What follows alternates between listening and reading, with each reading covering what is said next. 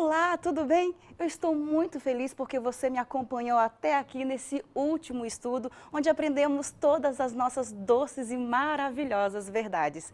E hoje nós temos uma grande decisão a tomar. E eu quero tomar essa doce decisão junto com você. Então, vem comigo!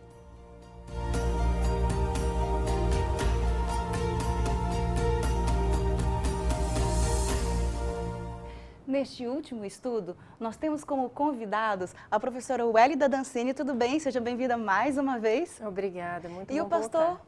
Que bom. E o pastor Marcelo Cardoso. Tudo bem, pastor? Tudo bem, é um prazer estar aqui. Seja bem-vindo de volta também. Muito obrigado. Obrigado nós.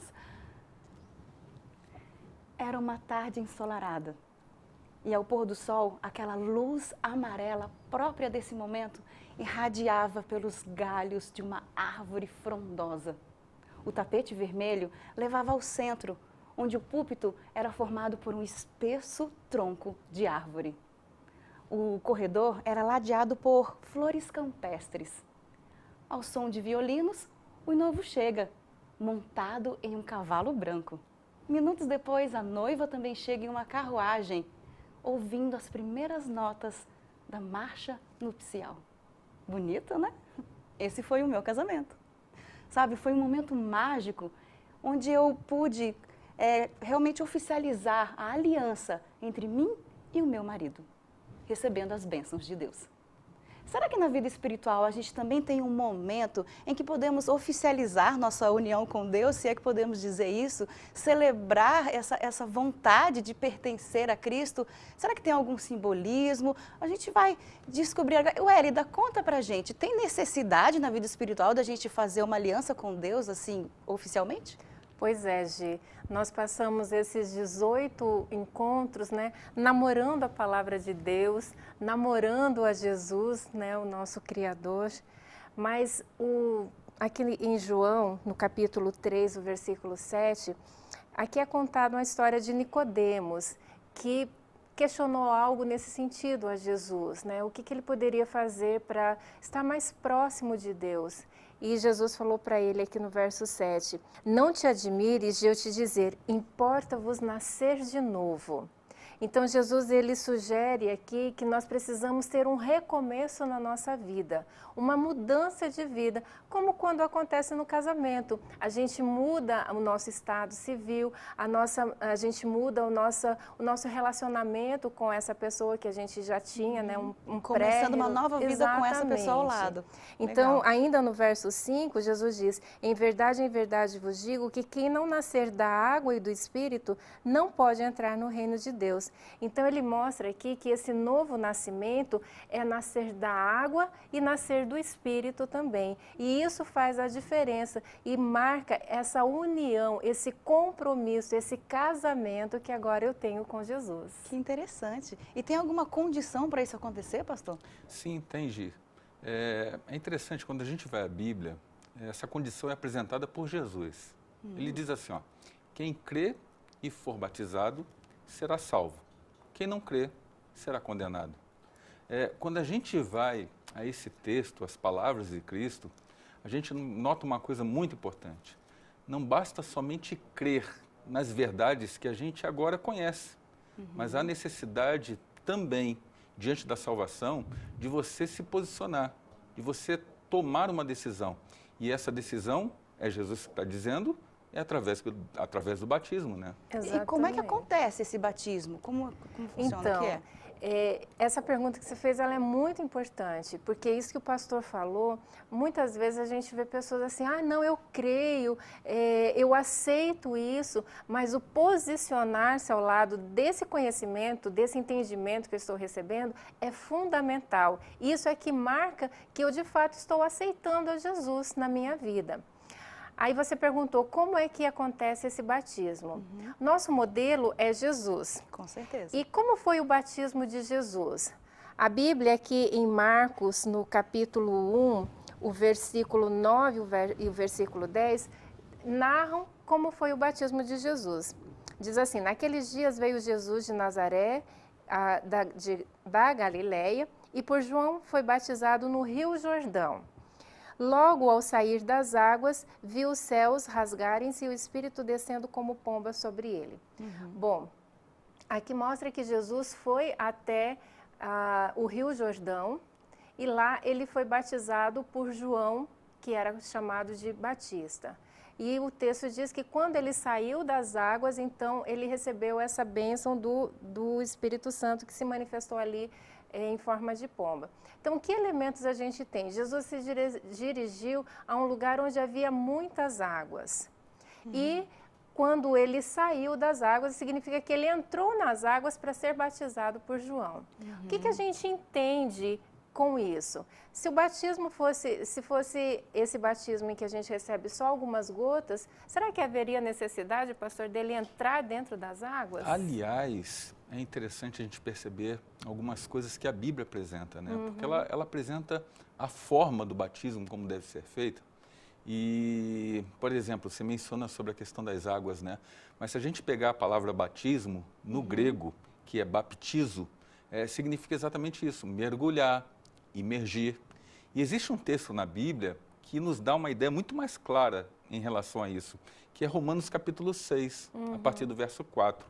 Paulo menciona assim, olha só, fomos, pois, sepultados com ele na morte, pelo batismo, para que, como Cristo foi ressuscitado dentre os mortos pela glória do Pai, assim também andemos nós em novidade de vida. Paulo aqui apresenta o batismo como um sepultamento. É exatamente isso. Quando você batiza, você morre para a antiga vida, né? E existe o simbolismo da ressurreição, de você ressuscitar como uma nova pessoa através de uma nova vida. Agora, então você entra na água e quando você volta dessa água, seria essa ressurreição para uma nova vida. Agora, olha que coisa interessante, Gi e Wélida. Aqui menciona que o batismo é um sepultamento. Deixa eu fazer uma pergunta para vocês. Como é que se sepulta alguém? Se sepulta só do pescoço para a cabeça e deixa o corpo do lado de fora? É assim que funciona? Ou deixa um braço para fora do caixão? Não, quando você sepulta alguém, você sepulta o corpo inteiro. Será que isso não nos quer dizer algo? Pois é. Então, isso é mais uma evidência de que o batismo ele precisa ser uma imersão completa. Como o pastor bem lembrou, o significado da palavra batismo é imersão. Então, não tem como eu imergir se eu não imergir. Se não entrar na água então, por completo. Eu tenho que entrar na água e eu tenho que ser inteiro. mergulhada completamente. Isso significa ser batizado. E não apenas aspergir a água na minha cabeça. Então, existe mais um tipo de batismo, é isso? Sim, existe. Existe por aspersão, ok? Existem alguns tipos por infusão também, ok? Mas o verdadeiro batismo, conforme a Bíblia menciona, é o batismo por imersão. Então, aquele batismo que coloca só umas gotinhas na cabeça da criança, esse não é bíblico? Não é bíblico. E esse é um outro detalhe, Gi, foi até bom você mencionar. A questão do batismo de infante, batismo de crianças, é bíblico? Não é. Porque se eu pego aquele texto que eu mencionei ali de Marcos 16:16, quem crer e for batizado será salvo. Para você crer, você precisa ter conhecimento daquilo que você está crendo. Agora, uma criança tem conhecimento de algo? É complicado, né? Então, a gente tem que levar em consideração isso também.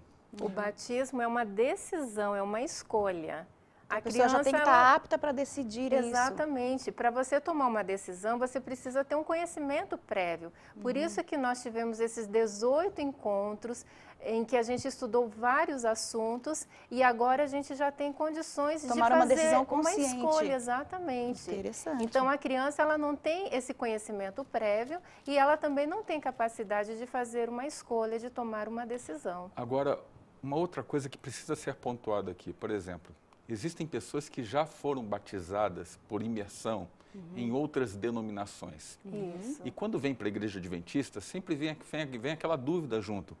Eu preciso me batizar de novo? Eu já fui batizado. Existe o rebatismo? Não, o rebatismo não é bíblico.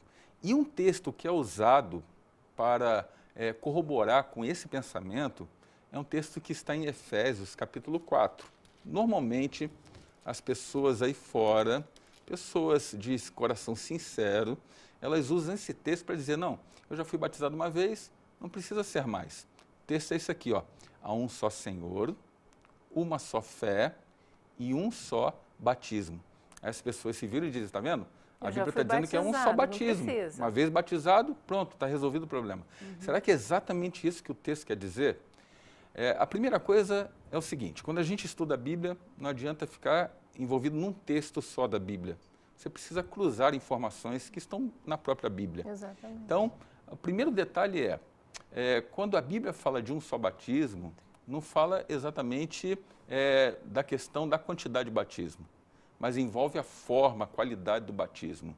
E quando eu vou à Bíblia, agora em outro texto, em Atos 19, eu encontro a história dos discípulos de Jesus que tiveram um encontro com Paulo, e Paulo pergunta assim, afinal, vocês foram batizados? E eles disseram, nós fomos batizados no batismo de João Batista, o mesmo de Jesus, por imersão. O mesmo que batizou Jesus, né? Exatamente. E aí ele pergunta, mas vocês conheceram o Espírito Santo, vocês conhecem o Espírito Santo? Eles disseram, nós nunca ouvimos falar.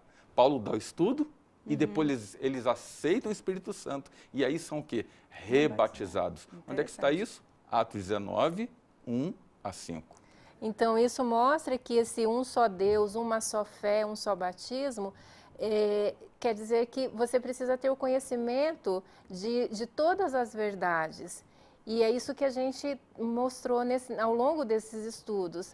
Todas as verdades que nós precisamos conhecer, precisamos aceitar, e essa aceitação, esse comprometimento é marcado pelo batismo. E então esse conhecimento que é necessário para tomar a decisão do batismo?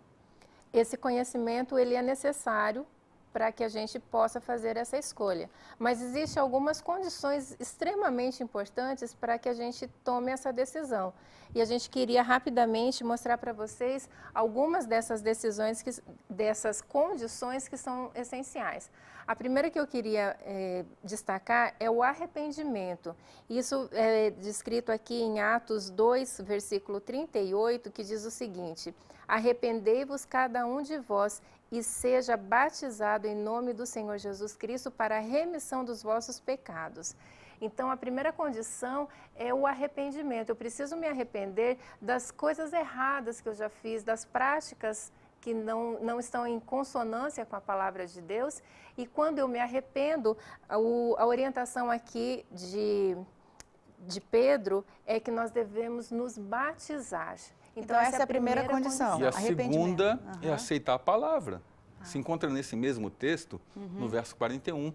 Pedro completa o pensamento dizendo, então os que lhe aceitaram a palavra foram batizados, havendo um acréscimo naquele dia de quase 3.000 pessoas. Muito bem. Então o segundo é aceitar a palavra. Sim, com certeza. E a terceira condição? O terceiro está aqui também em Atos, no capítulo 8, o verso 37, que diz o seguinte: Filipe respondeu, é lícito se crês de todo o coração.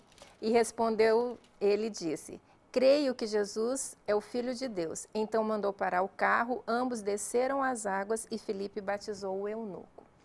Então, o terceiro elemento é crer em Jesus Cristo. Quando nós cremos nele de todo o nosso coração, nós devemos então nos batizar. Muito bem. E a quarta condição? E o quarto, Gi, é você fazer discípulos.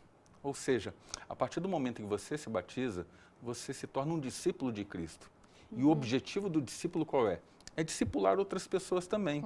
Jesus mencionou isso no que a gente conhece como a comissão evangélica. Ele diz assim, ide, portanto, fazei discípulos de todas as nações, batizando-os em nome do Pai, do Filho e do Espírito Santo. Ou seja, o que a gente conhece, o que a gente aprendeu e que a gente aceitou, a gente deve passar para outras pessoas também. Muito bem. Então, arrependimento, aceitar a palavra, crer em Jesus e fazer discípulos. Mas em que momento eu devo tomar essa decisão? Eu já tenho essas condições, aí eu estou pronta? Como é que funciona? Pois é, a pergunta é muito interessante. E isso envolve um certo sentido de urgência.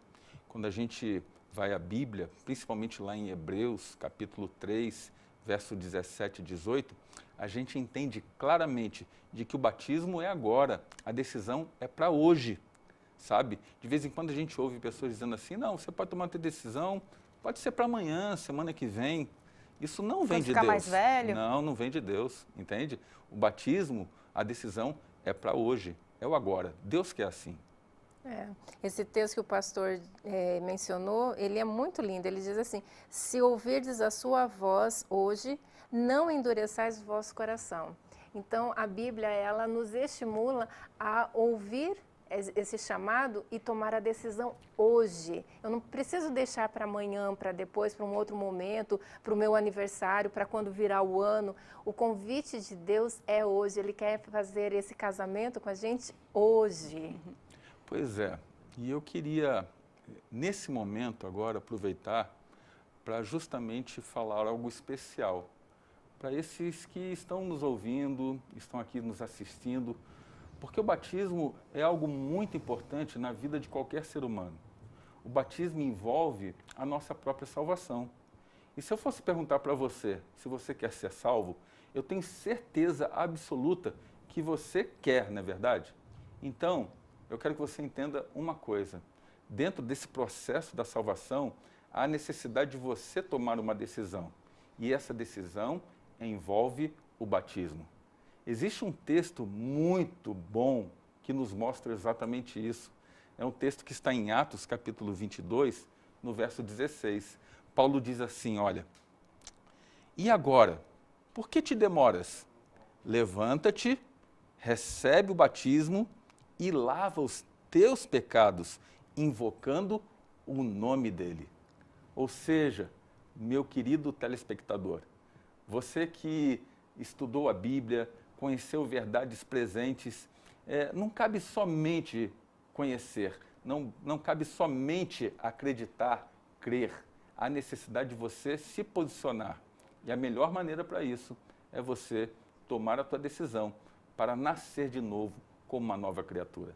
Que Deus possa te abençoar e que num futuro muito próximo, eu digo muito próximo, você possa também estar se batizando, o batismo por imersão, nascendo como uma nova criatura. Que Deus te abençoe em nome de Jesus. Amém. Eu aprendi nesses 18 estudos que a mais doce verdade, além dela ser maravilhosa, ela é muito séria. E eu não posso deixar de dizer não a tudo que eu... deixar de dizer sim a tudo que eu ouvi aqui.